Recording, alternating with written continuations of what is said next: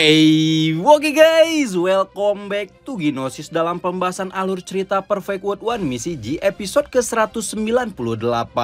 Gimana? Udah nonton belum episode 197-nya? Kalau belum sok atuh nonton ya guys ya, biar nggak kita review dulu gitu.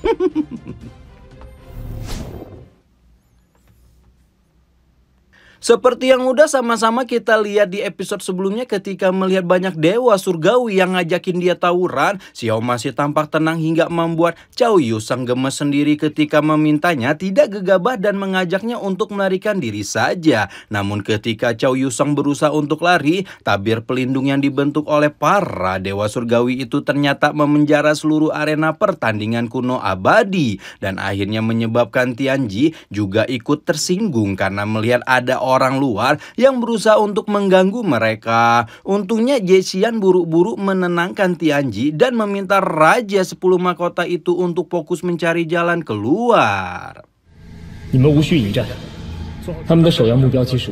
Ketika itulah Xiao menggunakan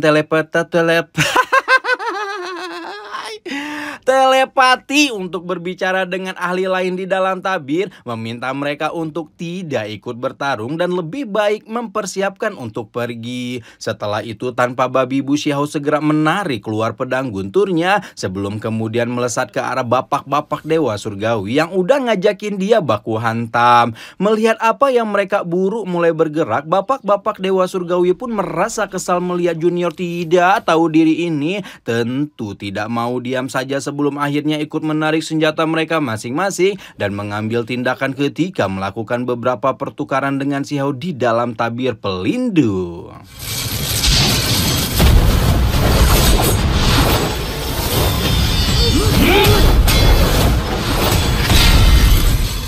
Meskipun Xiao dan bapak-bapak dewa surgawi memiliki kesenjangan jumlah yang luar biasa, namun pemuda batu kecil itu sama sekali tidak mengendorkan serangan dan senyata-nyatanya memang mampu menahan bapak-bapak hobi keroyokan itu seorang diri. Akan tetapi Xiao pun sadar kalau dia tidak akan bisa menahan keroyokan ini berlama-lama, dan ketika semua bapak dewa surgawi direpotkan olehnya, Xiao pun meminta ahli muda lain untuk menyerang tabir bersama-sama dan merobek jalan keluar. Karena sekarang kondisi mereka juga terpepet, semua ahli muda tidak terkecuali Tianji dan Zesian mengikuti permintaan Xiao, dan tepat ketika serangan-serangan itu telah dilepaskan, Xiao pun mengeluarkan kuali emas dan air sejatinya untuk turut menghancurkan tabir.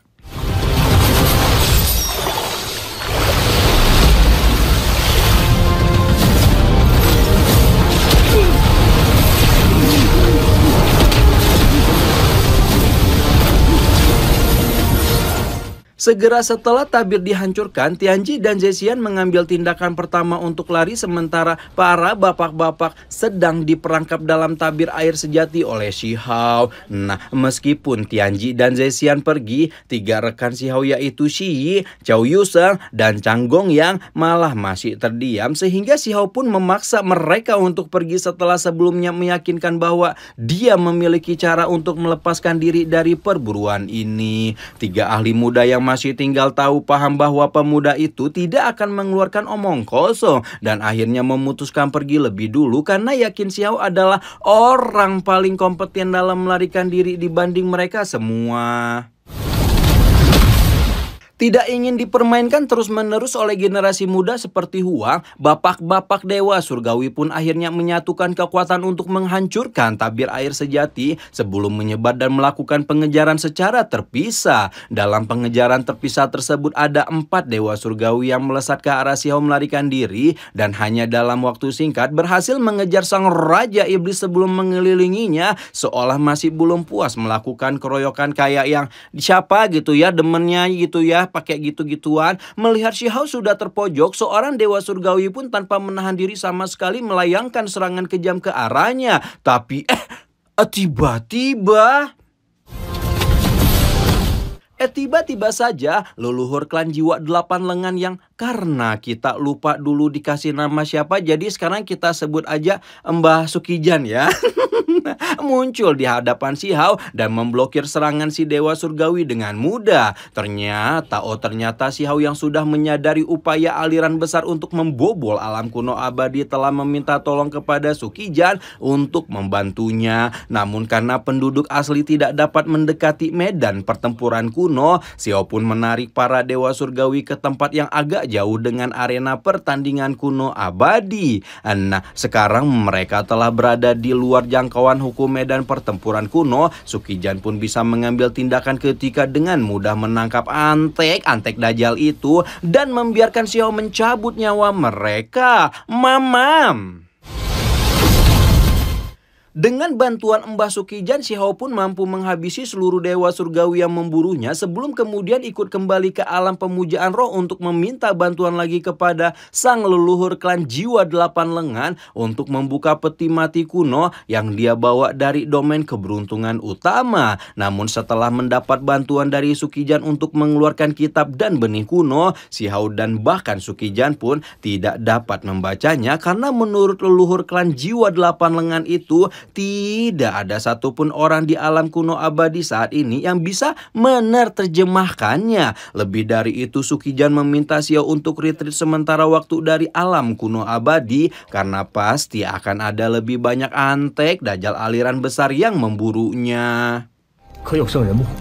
Mendengar kekhawatiran Sukijan, si Hao buru-buru menenangkan dan berjanji bahwa dia pasti akan melakukan kompromi terbaik untuk melakukan terobosan. Tidak hanya untuk memperkuat diri, namun juga untuk mendapat kualifikasi mencari cairan guntur dan membantu lebih banyak penduduk kuno abadi. Hingga membuat Sukijan tidak bisa menahan rasa syukur dan terima kasih ketika mendengar betapa banyak utang nyawa yang mereka miliki pada pemuda tersebut. Si Hao kemudian bertanya tentang kayu manusia suci yang membuat Sukijan khawatir karena benda itu akan sangat berbahaya bagi ahli yang belum ada tanda-tanda memasuki ranah dewa surgawi. Namun setelah melihat betapa yakinnya si Hao, leluhur klan jiwa 8 lengan itu pun setuju untuk mengantarnya ke tempat di mana kayu manusia suci berada.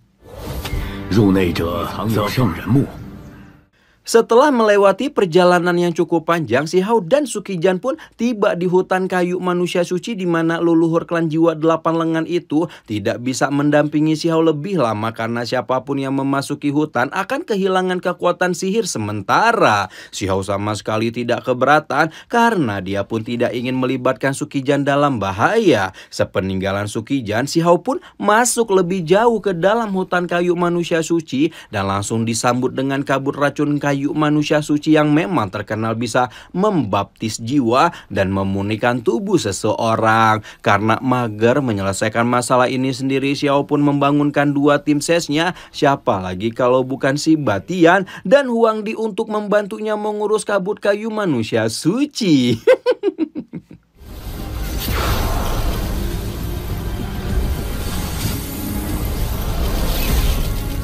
Dengan bantuan si Batian dan Huangdi, kabut beracun yang sebelumnya menutupi seluruh hutan langsung menghilang dan menunjukkan pemandangan luar biasa dari kayu manusia suci yang tidak terhitung jumlahnya. Si Batian juga tampak antusias melihat begitu banyak benda berharga di sekitarnya. Namun belum sampai mereka bisa mengambil keuntungan dari kayu manusia suci, rombongan Cerpelai ungu yang tidak terhitung jumlahnya menyerbu dari dalam hutan dan langsung mengurumuni mereka seperti rombongan semut yang menyerbu gula. Belum sampai rombongan si Hao memahami apa yang terjadi, mereka sekali lagi sudah dikejutkan dengan kemunculan sosok cantik berjubah dan berambut ungu yang tidak lain dan tidak bukan adalah Cerpelai ungu ranah dewa surgawi. Ketika si Batian berusaha mengajak Dewi Cerpelai ungu itu bernegosiasi, si cantik malah mengamuk dan menunjukkan kekuatannya sebagai dewa surgawi. Si Batian yang emang jiperan bocahnya mengajak si Hao untuk lari. Namun si Hao yang ambis jelas malah jadi penyisirin dan bertinyi-tinyi benda apa yang para Cerpelai itu lindungi di dalam hutan. Karena itulah si Hao melakukan berbagai gerakan tipuan dan berhasil melarikan diri sementara waktu dari dari si Dewi Cerpelai meskipun hampir saja mengorbankan si Batian. Dengan tipu muslihatnya itu, Xiao pun berhasil melewati rombongan Cerpelai ungu dan masuk ke dalam hutan hanya untuk menemukan sebuah altar persembahan megah berdiri di dalamnya. Ketika mendekat ke arah altar persembahan, si Batian kemudian menyadari bahwa garis pola di dalamnya kemungkinan menyembunyikan sebuah formasi sihir yang masih harus diselidiki untuk mempelajarinya. Di sisi lain, rombongan Cerpelai ungu telah mengejar mereka sehingga seperti biasa Xiao pun melemparkan si Batian ke dalam altar, sementara dia akan menahan para Cerpelai ungu sampai batu petir surgawi itu selesai mempelajari pola formasi sihir yang ada di dalam altar. Xiao menarik keluar pedang gunturnya untuk menebas sejumlah besar Cerpelai ungu sebelum si Dewi Cerpelai turut muncul dan menghantam tubuhnya dengan pikulan penuh cinta kasih. Pikulan.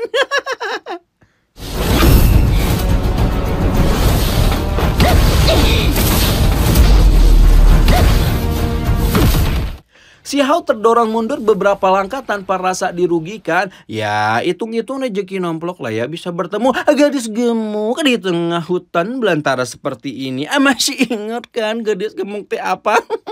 Namun lain halnya dengan Xiao, si Dewi Cerpelai tampak begitu mengamuk dan menganggap manusia antah berantah ini sebagai ancaman ketika sekali lagi melepaskan serangan full power ke arah Xiao. Xiao yang merasa tidak bisa terus-menerus menahan serangan Dewa Surgawi meminta si Batian untuk BRB ya guys ya. BRB itu be right back ya, ntar balik lagi gitu. Jangan lama-lama semedinya. Namun berhubung batu petir surgawi itu malah terlempar dari altar, Xiao pun tidak punya pilihan kecuali mengeluarkan kuali emas dan akhirnya air sejatinya untuk menahan Dewi Surgawi tersebut.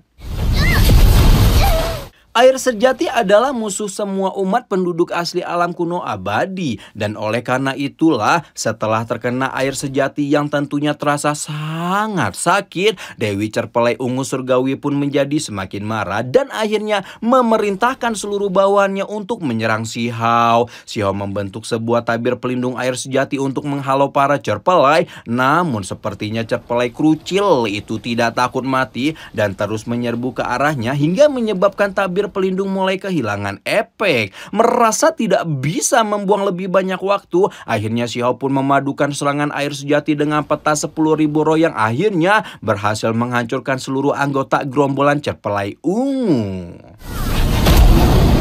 Xiao sama sekali tidak berniat untuk mukbang Cerpelai karena baunya yang terlalu menyengat dan justru segera menghampiri si Batian yang entah mabok entah ngeplay tanpa kehilangan kesadaran di dekat altar sebelum sambil terbata-bata menjelaskan bahwa altar kuno ini memang memiliki kemampuan untuk membuat segala makhluk tertidur di dekatnya. Setelah dianalisa seharusnya altar suci ini ada untuk mencegah siapapun mendekati kayu manusia suci yang artinya juga mencegah mereka menerobos ranah pengorbanan suci yang merupakan satu ranah di bawah Dewa Surgawi. Mungkin ini juga yang menjadi latar belakang kenapa biasanya para ahli tidak akan mau menerobos ranah pengorbanan suci dan memilih untuk langsung menerobos ranah Dewa Surgawi.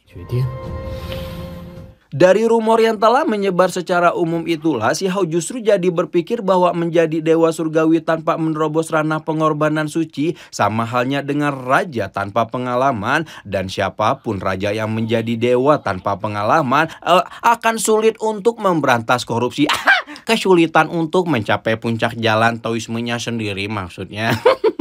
Xiao yang memang sejak awal telah terbiasa melewati jalan kultivasi yang keras jelas tidak bisa mengambil resiko menerobos ranah dengan tidak sempurna. Dan berawal dari pemikiran ini, keputusan pemuda batu kecil itu untuk menjalani penyucian diri kayu manusia suci menjadi bulat sebelum akhirnya meminta bantuan dua tim sesnya untuk memberi perlindungan selama proses penyucian diri dimulai. Karena hutan kayu manusia suci memang salah satu tempat berbahaya di alam kuno abadi, proses penyucian diri Xiao pun berjalan dengan lancar bahkan tanpa perlindungan dari dua tim sesnya yang malah tidur di tengah tugas kayak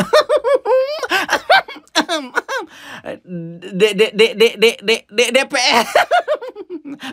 Baru setelah Xiao selesai menyucikan diri, si Batian dan Hongdi terbangun dan di saat yang sama sebuah portal menuju domain medan pengorbanan suci terbentuk di hadapan mereka. Xiao merasakan ada sesuatu yang memanggilnya dari dalam domain dan berniat untuk mencari tahu kekuatan macam apa yang telah melakukannya. Si Batian mengingatkan Xiao tentang seberapa berbahayanya domain tersebut, namun tampaknya Xiao sudah membulatkan tekad untuk menuntaskan penerobosan ranah ini dan dengan demikian pertualangan Xiao di dalam medan pengorbanan suci pun resmi dimulai.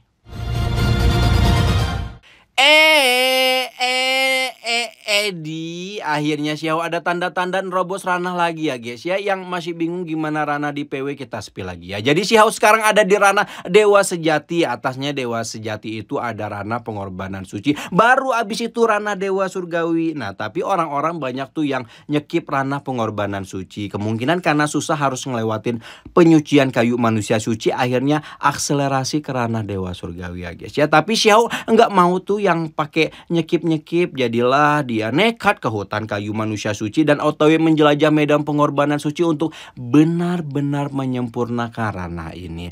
Kira-kira mampukah Xiao menerobos ranah pengorbanan suci agar menjadi Dewa Surgawi yang sempurna? Nantikan terus pembahasannya hanya di Ginosis. Rama di sini dan seluruh jajaran tim Ginosis mengucapkan